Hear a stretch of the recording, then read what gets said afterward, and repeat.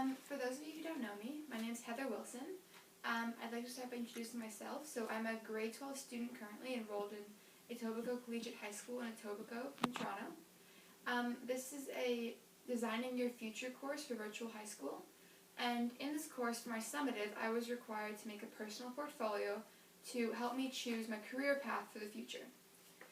In this course, I've looked through a lot of my likes and dislikes, what I'm good at, what I'm not good at, my ability to work with others, and I've had the opportunity to job shadow other people and do a lot of volunteer work. So I've gotten a lot of experience learning what I don't want to do, but the portfolio was to help me decide what I want to do with my life in the future. As you can see on the title page of my portfolio, I have my short-term goal, which is to become a lifeguard, so a summer job or a job afternoon in school. And my long-term goal is to become a lawyer. In this portfolio, I've outlined the steps necessary to become a lawyer, as well as the qualifications I have to become a lawyer and to become a lifeguard at this point. So on page 2, you'll find the table of contents, where I have my personal information, my academic skills, my personal management skills, my interpersonal skills, and my career planning information. We're going to start with the personal information page on page 3. Personal information. Got it. In personal information, we'll find the personal data sheet, the generic cover letter, the resume, and my references.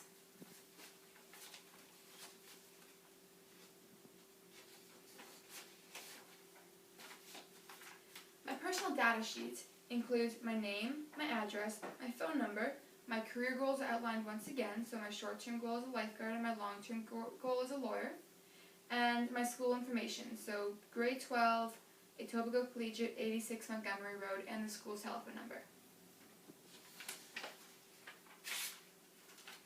My generic cover letter. So I'm obviously not going to read through it all together, but it outlines the fact that the job that I'm looking for, the fact that I choose this job and why I want it, and I outline just some generic facts about myself that I think would be a valuable addition to this job. So I said what I've done for volunteer work, and I outlined the fact that I'm really keen on having this job, and I think I would be a good asset to the employer. On page 7 of my portfolio, you can find my resume. I have a beginning profile on my resume, which reads, a dependable, enthusiastic, friendly student-athlete with excellent communication skills who learns new tasks quickly and works well in a team or independently. Strong interpersonal and time management skills developed from years as a competitive team athlete and from volunteer work. After that on the resume, I have my education and my volunteer work experience and my athletic achievements outlined. Throughout this course of designing my future, I was able to get a grasp of what I am good at, which helped me be able to write this this profile up here. Great. On page 8, you'll find 3 references. It's Ron Howden, my coach, Mr. Besworth, a previous teacher, and Patricia McDonnell, city manager for the City of Toronto, who I did a job shadowing opportunity with, and I was able to interview her for questions relating to her work. Moving on through my portfolio, we'll get to the skills section for academics. In this section of the portfolio, you will find my National Lifeguarding Certificate, my CPRC certification, and my babysitting certificate. So these are all things that would help me become a lifeguard rather than becoming a lawyer, but they're still life skills that will help generally. You'll be able to find a copy of my National Lifeguarding Certificate, and in order to become a lifeguard, one needs this, which is why it's very valuable to me. On page 12, you'll find my standard first aid, which means that I'm qualified and obligated to help those in need when I'm working as a lifeguard. And finally, I have my babysitting certificate, which isn't necessary for a lifeguard, but it's another life skill. It's able to help me with coaching as a lifeguard. If I'm lifeguarding and I want to instruct children, this would be helpful because it shows that I have experience. Moving on to the next section of my personal portfolio, is my personal management skills. This is a section of the portfolio that I worked really well with designing my future as a course to help me choose what to put in it. Before coming into this course, I wasn't sure really what my personal skills and personal management skills were, but coming out of this course now as a summative, I'm really able to grasp and understand what I'm good at. In this section, we'll find my time management activity response, my life balance, my career blueprint, my interests and values chart, my certificate of completion of racing rabbits, and my certificate of completion 3rd degree karate.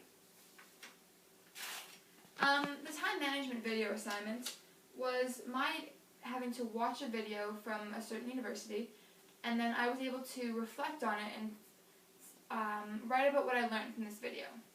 And it really gave me tips and ideas onto how to better time management and not to procrastinate. So in this section, I've outlined what I need to do, such as making a journal for when I'm working and having a calendar on my wall that marks when things are due. What university did you watch the video for? It was Dartmouth University in the States. So they have a video online of their students telling future students how to help not procrastinate their homework and how to be a better student in university. And we were able to watch that one. Okay, great. Just was interested which university you chose. Yeah. Page 17, you'll find my stress management assignment. And for this assignment, I had to fill out a survey where I was given a score. My score was 55, which was exactly average, so I wasn't too relaxed and I wasn't too stressed. And I had to outline a certain situation that I've had in the past year that gave me stress. I talked about a biology portfolio and assignment along with a unit test that I had to manage my time for, going back to the previous page in this portfolio. And it worked through what strategies I used and that kind of stuff. And it also talked about the negative strategies that I used, so not overeating if I was stressed, and that kind of idea. My career blueprint, this is where I outlined my occupations to explore. So obviously lawyer is my first choice is there. And then I have marketing, customer service representative, computing, politician, and so on. I have certain facts about myself around, such as my strongest career interests, my important work values. So I value competition in a work environment. I like to have a chance to be competitive. My strongest transferable skills. So I'm quite sociable, so I like to have a job opportunity where I'm able to talk to people and not be secluded. My most important personal values. So for that, it's planning into the future, which is why the course is designing my future. I really need to take into account the fact that I'd like to have a family and have children when I'm older. So one of my important personal values was the availability to my children. So I don't want to be at work for too long. I want to be able to go home and spend time with them. Yes, moving on to the next page is my work values. So I was able to outline my top 10 work values, which include public contact, security, profit and gain. So I'd love a job where the harder I work, the more money I make. So it's not just the standard pay, which is why I find lawyer a good job for me, because if I choose to work more hours, I'll be able to make more money. And that's something I look forward to, is basing my own, basing how much I work on how much I make from it. I guess it'd be a competitive element in the lawyer as well. Yeah, for sure. It's always a win-lose situation in a courtroom. Right. Interesting. My summary chart assignment was my highest interest score, so I was able to take another survey online. Designing my future course provided me with a lot of surveys and quizzes, in a sense, where I answered questions and they told me what I was good at. So my highest interest score was people. I'm a people person, so it told me to find jobs related to people. My next highest interest score was data, which would be things like working with math and working with numbers. Personally, I'd rather go with the people, which is why the lawyer interests me, but there are other occupations that would involve both of them for sure. I was able to outline certain jobs that people worked with, such as lawyer, life insurance agent, customer service representative, and then data, I was able to find marketing, which I thought incorporated both my people skills and data skills. As for my transferable skills assignment, I had to look at a large list of skills and choose what I thought accurately represented myself. So I have, my in-class skills are being positive, being dependable, being social. Skills that I've gained from clubs that I've been on, such as budgeting and adaptability, because when you're in a group environment, you really need to be able to adapt to the personalities of those around you. Skills that I've gained from sports are my activeness and my responsibility. And I have positive attitude, so even when you're not in a winning situation, you still need to maintain a positive attitude and not show that you're upset. So that's a skill that I've definitely gained from sports that I outlined in my transferable skills assignment. And skills that I've gained from being at home, which is compiling data or facts and counting. So I do a lot of the counting for the money in our family. If we have coins, I'll roll them up. So that's a skill I've gained from home. And skills I've gained from babysitting would be budgeting the money that I earn and reading to young children. I've done that a lot through babysitting. And my top 5 strongest transferable skills that I chose represented me were being sociable, responsible, speaking effectively, positive attitude, and being an active person altogether. I chose to include my certificate of completion for racing rabbits because it proves I'm a well-rounded individual who participates in sports and other extracurriculars. It does not pertain to either the lifeguard or the lawyer job necessarily, but it shows my character and the fact that I was able to stick through something. Which is a similar reason that I chose to use my karate certificate, which proves that I got to a 3rd degree, because that took quite a lot of years, and it shows that I was able to be dependable and committed to something specific and follow through with it for that long a time. And I thought that shows an employer that I can stick with something and I won't be, I'll be a dependable person to have as an employee. Moving on to the next section on my personal portfolio is my interpersonal skills. In this section, we'll find my conflict resolution style, so how I deal with problems, my Are You a Team Player quiz, my learning section of a previous report card, and a documentation that I participated in soccer. So I was able to, another quiz and kind of group discussion on designing my future. I was able to outline my 2 consistent styles of conflict resolution, which for me include withdrawal, so I often take myself out of conflict resolution and I don't want to deal with the issues. And accommodating. So my other thing was, if there's an issue, I'm often not a pushover, but I'll just accommodate what the other people like. And I was able to learn through reading how to improve on those skills and find other ways of dealing with issues. I need to work on my ability to compromise. So I'm a very strong-headed person, and when I believe in an idea, I'll follow through with that idea. But oftentimes in a group environment, there are other people's ideas you need to take into account. Mm-hmm. So for my conflict styles assignment, I really need to work on compromising with others. For my reflection on teamwork experience assignment, I chose to think about the time I was a team leader at a ski camp for junior athletes. I was able to outline why it worked well for me, so I wrote that I was mature, balanced, and I focused on helping the children and taking myself out of the camper experience and focusing on being a counselor for them. Mm-hmm. The first thing that I wasn't able to do very well was draw our people for their specific skills, so I wasn't able to encourage athletes based on a certain thing they did well. Generally, I was very encouraging to the whole group, but I wasn't able to see certain characteristics that each person had. But as the week went through, I was really able to improve on that, and by the end I was seeing not every characteristic, but certain technique issues they were having. I was able to go and specifically help them and give each person advice that was specific to them.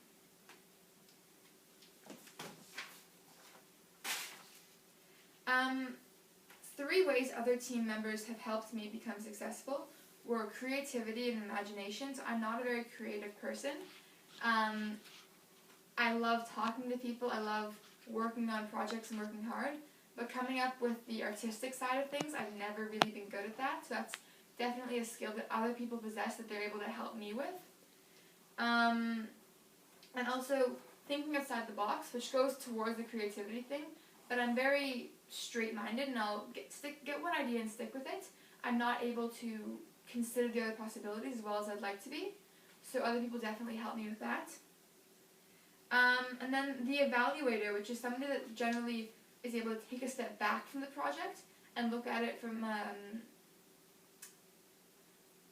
be able to look at it from a viewpoint that isn't somebody that's in the project, Like an outside opinion? like an outside opinion. Okay, Yes. yeah. So they're able to say, okay, this is what we're doing wrong, this is what we're doing right, without being objective to the assignment. Unobjective, yeah. It's an unobjective person.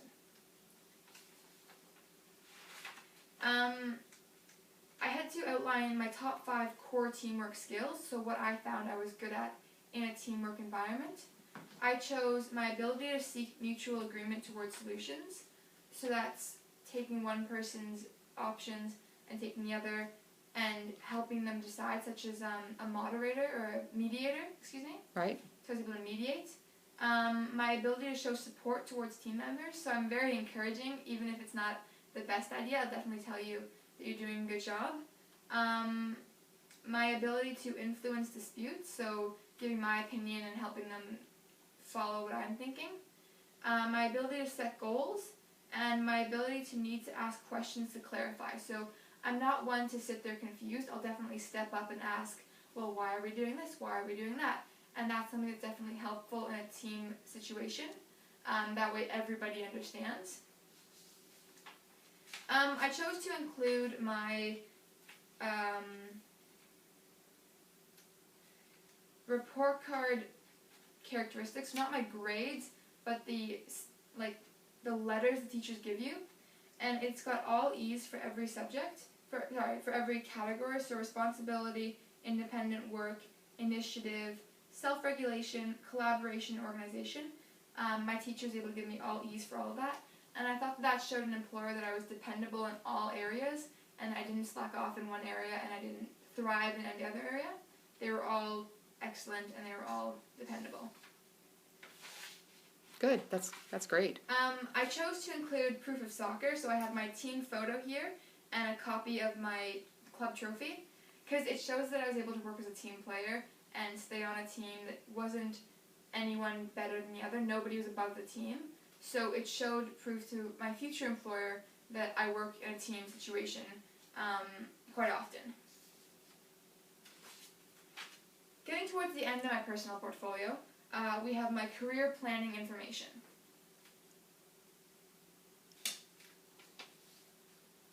In my career planning information, you'll find my personal career action plan, my post-secondary information, my community-based learning sheet, and my community volunteer sheet.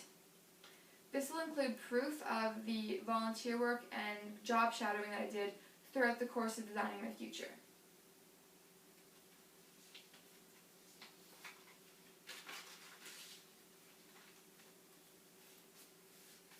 In the action plan, it's not specific to the job that I want as a lawyer or a lifeguard, but it's a generic one for becoming a firefighter, which I thought I'd be interested in.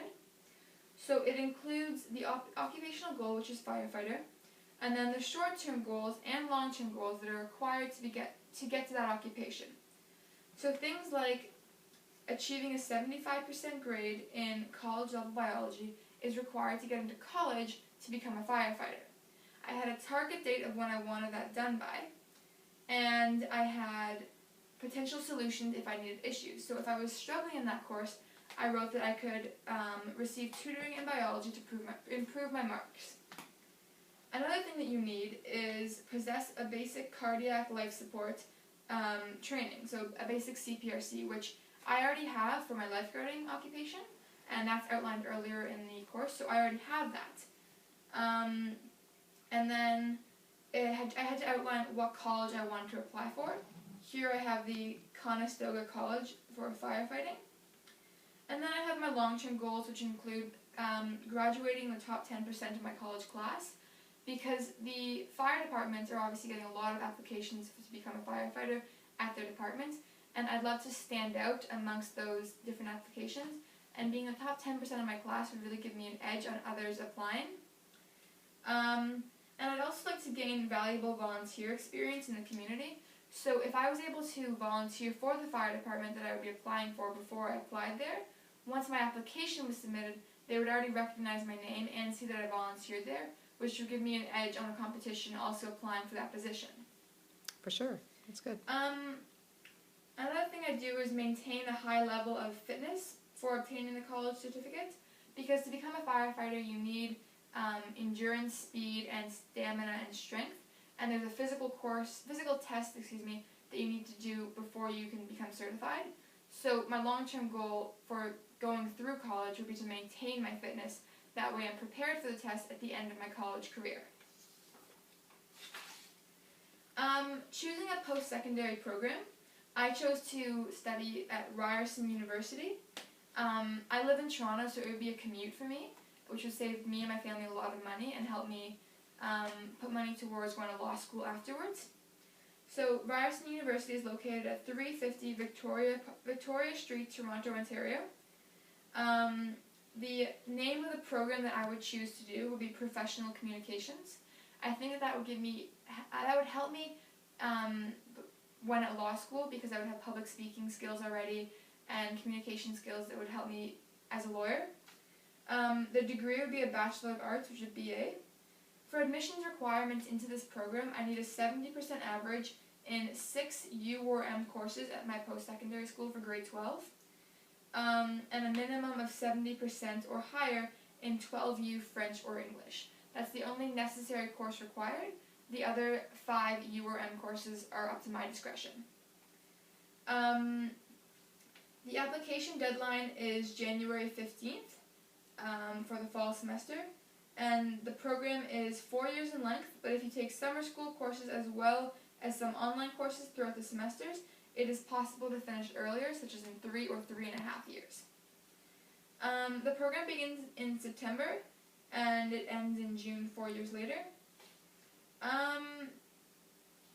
One thing that I would choose to do at the University of Ryerson would be to join the varsity cross-country running team, because A, that would keep me physically fit throughout my university life. I wouldn't gain the freshman 15 that everybody talks about. Also, it would be a good way to meet people, because if I go to Ryerson, I'd be living at home and commuting downtown, so I wouldn't get the resident life and be able to meet people there.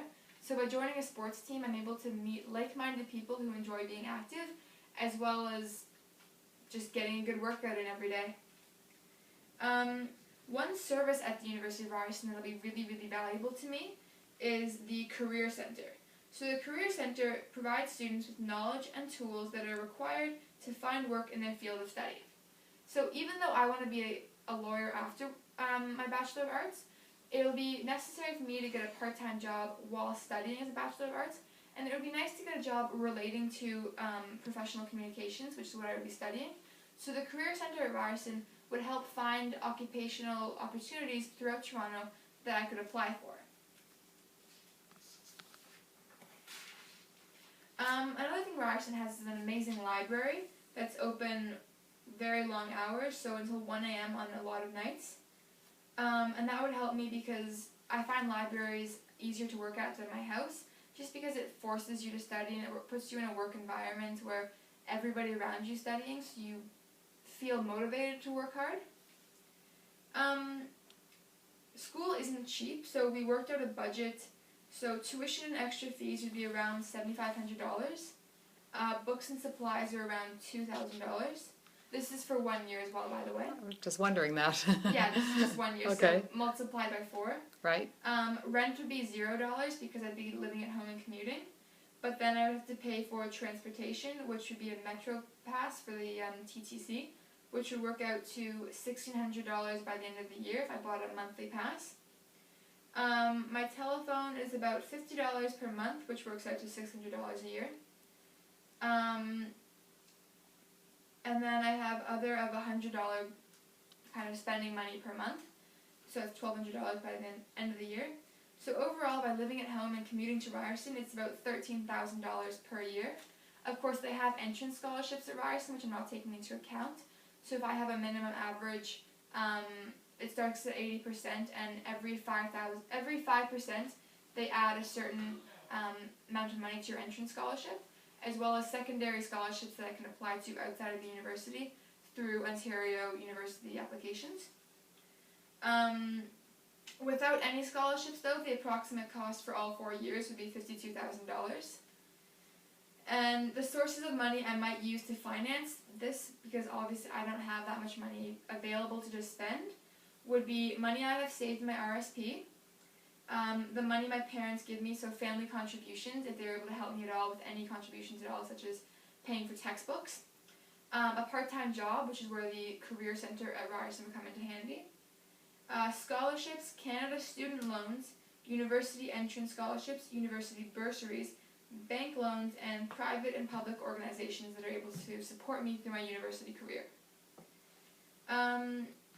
I'll definitely be contacting TD Canada Trust, because that's where we bank as a family, on what kind of bank loans they're able to give me, and if they're able to give me the opportunity to pay off the loans at a slower rate compared to other people, because they recognize that I'm in university and I'll be studying as opposed to working full time.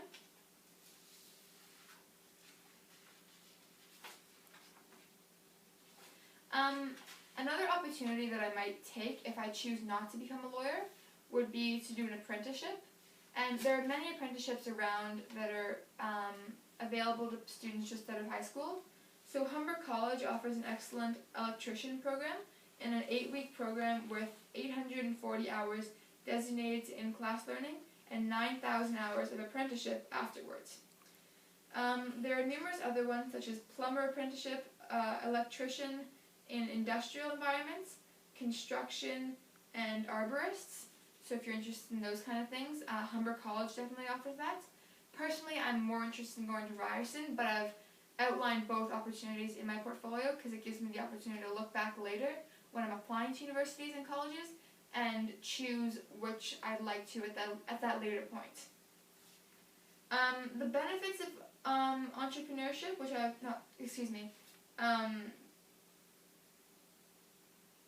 the benefits of apprenticeship, would be you earn money while you're being trained. So at no point are you sitting in a classroom making no money and just spending money on tuition. Many tradesmen earn more than the average Canadian salary, which is a solid starting point. And you don't need to complete high school. You can begin studying the apprenticeship after grade 10. So if I chose not to complete high school right now, I could choose to drop out and do this apprenticeship program, and it wouldn't affect me negatively in any way at all. Also, a skilled tradesman can find work anywhere in Canada at any point during the year. So if I went to law school for common law, I would be able to work anywhere except Quebec, and civil law in Quebec, so I wouldn't be able to move from Ontario to Quebec if I wanted to. If I became a lawyer, that'd be definitely a hard thing to consider if I wanted, because I've definitely looked at living in Quebec, so I'd have to take into account that if I wanted to go to law school. Finally, at the end of the portfolio, we have my community-based learning worksheet, which outlines the time that I went to the City of Toronto and visited Patricia McDonnell, and she was able to sign this, and I was able to follow her around the call center, the 311 call center at the city, and learn about customer service representatives there. And the other opportunity I had, which I really appreciated, was the opportunity to job shadow a lawyer, my father actually, but still a lawyer nonetheless, Boy Wilson, and he gave me a couple hours to job shadow him and help him with filing, photocopying, and just getting a sense of what lawyers do during the day when they're not at court. So obviously I've followed him to court numerous times throughout my childhood, but this gave me a chance to see the behind the scenes action and kind of more of the dull paperwork stuff that is involved in being a lawyer. And it was definitely eye-opening because you see lawyers on TV just going and yelling at judges and yelling at clients in court, but there's a lot of nitty-gritty stuff behind the scenes that you really need to take into account. So that's my personal portfolio. Thank you so much for listening. I really appreciate you coming to watch and taking the time to listen. If you have any questions, I don't mind answering them at all. Well, actually, it was really fun to listen to your whole summary, and I thought you did a really good job. Thank you. It was fun. Thanks for inviting me. Thank you for coming. It was great, and it gave me the opportunity to look back and review the portfolio and see what I have and what I need to improve on. So I appreciate you listening. Thank you. That's great. My pleasure.